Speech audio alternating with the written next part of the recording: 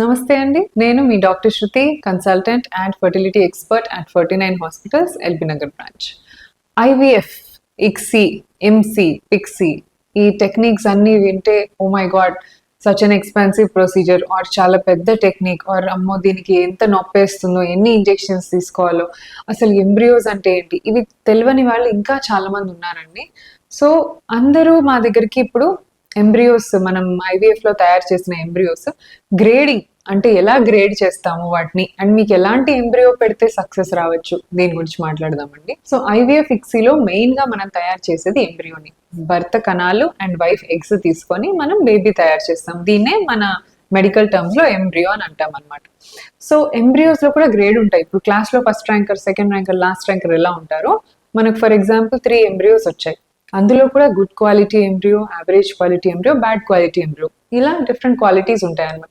Generally bad quality embryos మనం transfer చేయము, ఎందుకంటే చేసినా నెగిటివ్ రావచ్చు, లేదా అబ్నార్మల్ ప్రాబ్లమ్స్, మిస్క్యారేజ్ అయిపోవటము, కొంచెం దూరం వరకు ప్రెగ్నెన్సీ ఆగిపోవటం, ఇట్లాంటి ప్రాబ్లమ్స్ వస్తూ ఉంటాయి. So generally we don't transfer bad quality embryos, only good and average quality మాత్రం ట్రాన్స్ఫర్ చేస్తాం. అండ్ మనం మెయిన్ గా ట్రాన్స్ఫర్ చేసేది డే 5 ఎంబ్రియోస్. సో డే 5 అంటే ఫర్టిలైజ్ చేసిన తర్వాత ఎగ్ ని, స్పర్మ్ ని ఫర్టిలైజ్ చేసి ల్యాబ్ లో ఒక 5 days పెంచితే దాన్ని డే 5 ఎంబ్రియో అంటారు అనమాట. సో పోస్ట్ ఫర్టిలైజేషన్ 5 days తర్వాత మళ్ళీ మనం ఓపెన్ చేసి చూస్తాం, అప్పుడు ఒక డే 5 ఒక బాల్ లాగా ఒక ఎంబ్రియో కనిపిస్తుంది అనమాట. So it will be like ring, centre లో ఒక మాస్ ఉండి పక్కనంతా రింగ్ లాగా ఉంటది. సో మంచిగా ఎక్స్పాండ్ అయ్యి ఒక ప్రాపర్ రౌండ్ షేప్ ఎంబ్రియో వచ్చి more than 150, more than 200 cells అలా ఉంది అంటే it is a good quality blastocyst. So grade 5 and grade 4 అనేవి వెరీ గుడ్ క్వాలిటీ బ్లాస్టోసిస్ అనమాట. అండ్ నెక్స్ట్ గ్రేడ్ 1, 2 ఇది ఉల్టా. మనం గ్రేడ్ 1 అంటే మంచి గ్రేడ్, గ్రేడ్ 5 అంటే అట్లా అనుకుంటాం కదా. ఎంబ్రియోస్ లో ఉల్టా, 5 అంటేనే బెస్ట్ క్వాలిటీ ఎంబ్రియో, 1, 2 ఇలాంటి గ్రేడ్స్ అసలు మనం ట్రాన్స్ఫర్ చేయమన్నమాట.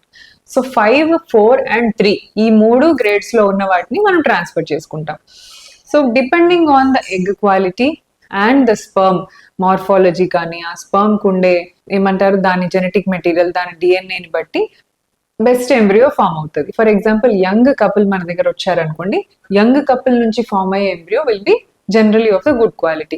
అండ్ ఏజ్డ్ కపుల్ కొంచెం 35 or 36 years కంటే ఎక్కువ ఉండి వైఫ్, హస్బెండ్ 40 years పైన ఉన్న వాళ్ళలో grade of the embryo keeps on decreasing. So me grade of the embryo me age ని పట్టి ఉంటది, మీకుండే ప్రాబ్లం. జనరల్లీ ఎండోమెట్రియోసిస్ ఉన్నవాళ్ళు, పీసీఓడి ఉన్నవాళ్ళు, షుగర్, తర్వాత ఇలాంటి థైరాయిడ్ ఇలాంటి ప్రాబ్లమ్స్ ఉన్న వాళ్ళలో కొద్దిగా లోవర్ క్వాలిటీ ఎంబ్రియోస్ రావచ్చు. అలాగే స్మోకర్, మేల్స్ స్మోక్ చేసే వాళ్ళలో, క్రానిక్ ఆల్కహాలిక్స్ అండ్ బాగా చాలా ఎక్కువగా తాగే వాళ్ళు, అంటే ఎవ్రీ డే కంటిన్యూస్ గా తాగే వాళ్ళలో కూడా వెరీ బ్యాడ్ క్వాలిటీ స్పర్మ్ ఉంటది కాబట్టి బ్యాడ్ క్వాలిటీ ఎంబ్రియో రావచ్చు. ఇంకొంతమందికి అన్ని బాగుంటాయి, వాళ్ళు తినే తిండి బాగుంటది, హస్బెండ్ కి ఏం అలవాట్లు ఉండవు, బట్ స్టిల్ వాళ్ళకి బ్యాడ్ క్వాలిటీ ఎంబ్రియోస్ వస్తాయి. ఇది ఎందుకు అంటే ఇన్హెరెంట్ గా జెనెటిక్ గానే సమ్ ప్రాబ్లం ఉండొచ్చు వాళ్ళల్లో. సో ఇది మనం మెడిసిన్స్ తో కానీ దేంట్లో కానీ కరెక్ట్ చేసుకోలేం. సో ఇలా పువర్ క్వాలిటీ ఊసైట్ వాళ్ళకి జెనెటిక్స్ గానే రావచ్చు అనమాట.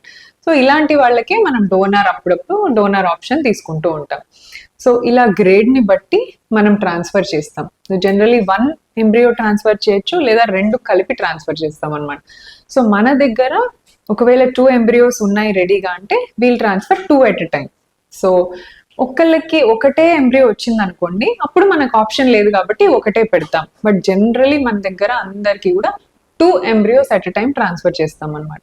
సో ట్రాన్స్ఫర్ అయిన తర్వాత good quality embryo transfer, good ఎండోమెట్రియంలో ట్రాన్స్ఫర్ జరిగినా కూడా success rate will be 65-70 and it is not 100%. మీరు అనుకోవచ్చు మంచి క్వాలిటీ ఉందని చెప్పారు, లైనింగ్ కూడా బాగుందన్నారు, మరి ఎందుకు రాలేదు ప్రెగ్నెన్సీ అంటే ఆ ఎంబ్రియో లోపల అతుక్కోకపోవచ్చు. మనం ఎంబ్రియోని జస్ట్ వదిలేసి వస్తాం, ఎంబ్రియో వెళ్ళి గర్భసంచిలో ప్లేస్ చూసుకొని అక్కడ కొంచెం తవ్వి అతుక్కోవాలి. This is the process of implantation. ఈ ఇంప్లాంటేషన్ జరగకపోయినా నెగటివ్ రావచ్చు, even with good quality blast. So success rate 65-70%. Negative రావడానికి చాలా రీజన్స్ ఉంటాయండి. అండ్ ఇలా గుడ్ క్వాలిటీ ఎంబ్రియోసే ట్రాన్స్ఫర్ చేసుకోవటం వల్ల మనము సక్సెస్ రేట్ చూడొచ్చు. కొంతమంది ఏంటంటే మాకు బ్యాడ్ క్వాలిటీ ఉన్నా పెట్టేయండి అంటారు, బట్ దీనివల్ల మీకు సగంలో మిస్క్యారేజ్ అయిపోవటము, ప్రెగ్నెన్సీ నెగిటివ్ రావటం, అన్నెసర్లీ మీరు మందులు తీసుకొని అన్ని వెయిట్ చేయటం, ఇవన్నీ డిసడ్వాంటేజెస్ అనమాట. So do not transfer bad quality embryos. Me embryologist, me clinician చూసి డిసైడ్ చేస్తారు ఏది ట్రాన్స్ఫర్ చేయాలో, దాన్ని బట్టి ట్రాన్స్ఫర్ చేసుకుంటే బెస్ట్ రిజల్ట్స్ రావచ్చు. Thank you.